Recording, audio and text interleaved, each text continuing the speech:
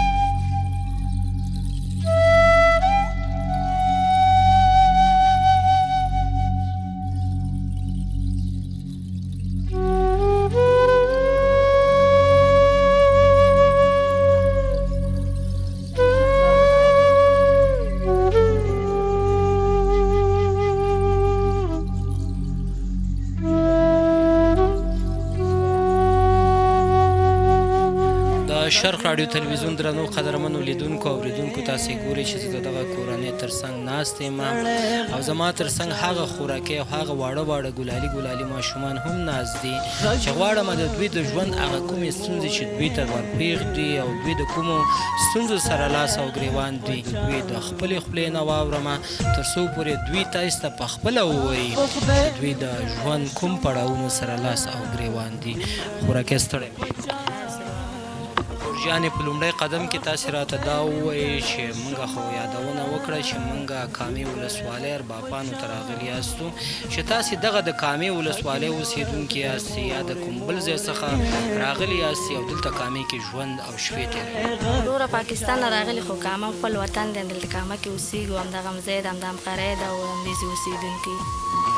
د کورنۍ په اړه مو راته معلومات راکړئ، څو تنه په کور کې درته نفقه خور دي دا هم وایه.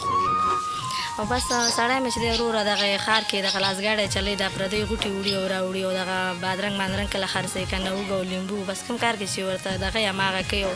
دغه 3 لورګانې لرم، 2 زامن لرم او بس کله کاري او کله کار نه وي. بس وروره مشکلات ډېر دي، دغسې مشکلاتو سره مخ او الله دې په ټولو مسلمانانو رحم وکړي. نو سړي خوارم کله کاري او کله نه، زیاتره وخت نه، بس هملته کار وکړي، شپې ځای هم نه،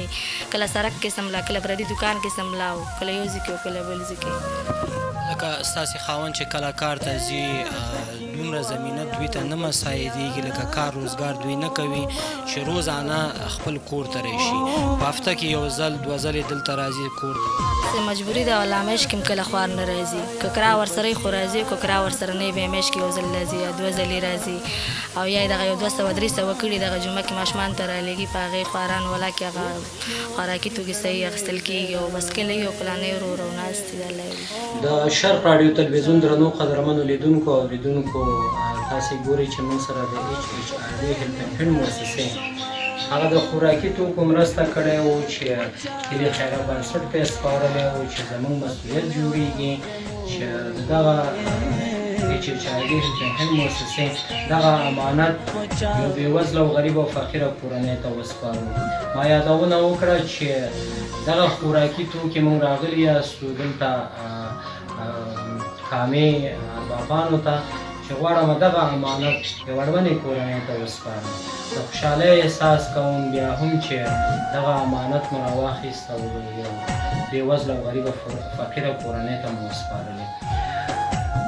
خور خورجانې تا سره نن دغه د خوراکي توکو مرسته وشوه څه ویل غواړې په زړه کې د څه راځي لږ ووایه خورجانې بس ورور الله دې سره دنیا ښه وکړي خدای د هغې بدري ورځ کېږي چې زمونږ وړاندې کله وریجې پخوه کله یو شی کوه کله بل شی کوه ورور الله دې اجر پکې درکړي او ډېره راضي به الله چې دغه کومک وشي مونږ سره که نه چې بېګار دغه ماشومان کړي نو دعا به درته وکړي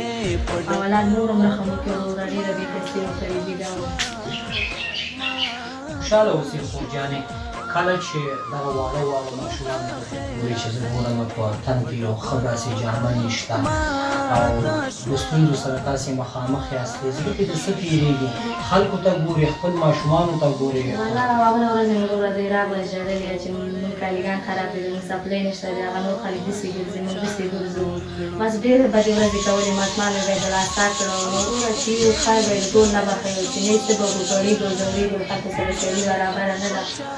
بس ډېره خوار جامه دي او وس هم نه ده پوره چې وس کې پوره وه د بچپن شي اضافه دې ورته به مو کړي وې او بس که ډوډۍ خواران ته ورورسېږي دغه هم ډېره دی سړي کار نه نشته روزګار یې نشته دغه پردۍ بوټي چا نه یې کلي یو کله نه جمعه کې 200 یو 900 روپۍ رالېږي په هغه به خېټې ته ټول دې جامو ته خورجانې دا هم راته تاسې ووایي څنګه چې زه تاسې ته ګورم ستاسې په سر کې یو شلېدلی صادري مو په سر دی د ناستې لپاره یو ښه ځای نه لري او تا ته مو ګورم چې ډېر په بد حالات کې تاسې قرار لري لږ نور هم راته ووایه شپې او ورځې څنګه تېرېږي خو بس وروره نه پکې شته نه بتري شته دی نه د صحیح کټ شته بسترې پورې نه حیران دي دغه زړه سترنجۍ ده په دغه کې کینو دغه 2-3 کټه دي 2-3 نفره یو کټ کې سنګي 2-3 بل کې سنګي دغه سره سره ځمکه ده دغه زړه سترنجۍ ورباندې هواره ده په دغه باندې شپې ورځې سبا کوو بس الله ته مې هیله ده ورور الله به ورته راولي او اوس څه به وکړو بېکسي ده خورجانې دا هم راته تاسې ووایي چند راوند کې خلک مرستې کوي راځي کله ناکله د ماشومانو د پوښتنه کوي د کور دغه دروازه څوک ټکوي چې دلته بېوزله غریب او یو فقیره کورنۍ ژوند کوي چند راوړ کې څوک مرستې کوي خورکې نه وروره ځان په ځان سودا ده علیحده به در پورې خاندي پوره پاغن به در پورې علیحده کوي کومک نشته وروره مرسته نشته دی که یا ځان په ځان سودا ده وروره هېڅوک هم د چا د نه خبر نه دي هر سړی بس په خپل کور کې ناست دی که غریب دی که مالدار دی د غریب سړي غږ هېڅوک هم نه اوري او نه ورسره کومک کوي خو تاسو نه وروره ډېره مننه چې دېزې پورې راغلې او دغه موږ غږ هم واورېدو دغه مرسته هم راسره وکړه وروره ډېره مننه ژوندي اوسئ چا چېرته یاستئ خوشحاله اوسئ خورجانې غواړم چې یوه بله خبره هم د تاسې واورم خپلو خپلوانو کې چې کله واده خاجي ستاسې کېږي داسې مړو ژوندي ته تاسې ځې هلته د خلکو ته یې سره چلند څه وي رویه د خلکو ته یې سره څنګه وي په کومه سترګه ته یې سته ګوري لږ راته دا هم ووایي خورجانې والله وروره په غریب سړي کې خو غریب سړي نه خدای چا حیا هم نه کېږي که چېرته هماغه مالدار یې او جامې یې لږه ښه او ډیزاین یې لږ برابر وي ټول کش هماغې خلکو ته دی بس مړی ژوندي کې مرور هغه نظر موږ ته نه کېږي چې لکه په نسبت د نورو خلکو ته کېږي